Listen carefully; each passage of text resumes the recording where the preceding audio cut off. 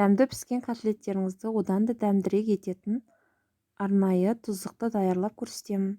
Бисмиллах деп 30 грамм сары майымызды және де 2 ас қасық өсімдік майын орташа қызып тұрған оттағы табаға салып, май ерігеннен кейін 3 ас қасық ұн салып,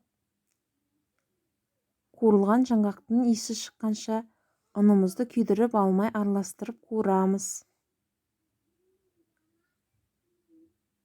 Кейін үстіне 150 мл су құямыз және тағы да 1-2 минут араластырамыз.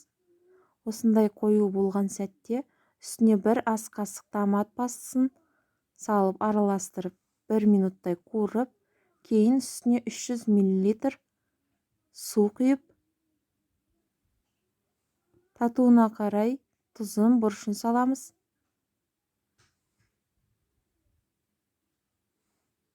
1 шай қасық паприка. Менде кепкен аскөкті салдым. Егер балғын аскөк немесе көк желкен болса, салуларыңызға болады. Және 1 ас қасық қаймақты салып, 1 бүлк еткенше бетін жауып қоямыз. Қайнаған кезінде оттың астын басамыз да өте төмен отқа. 1 лавр жапырағын салып, бетін жауып толықтай дайын болғанша 5-7 минутқа қалдырамыз. 7 минут өткен соң біздің тұздығымыз дайын болды. Лавр жапырағын алып тастаймыз.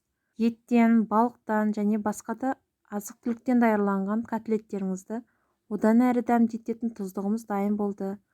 Ас мәзір ұнаса, каналға тіркеліп қоңыраушаны басуды ұмытпаңыздар. Баршаңызға ас болсын. Келесі ас мәзірі видеосында кездескенше сау болыңыздар.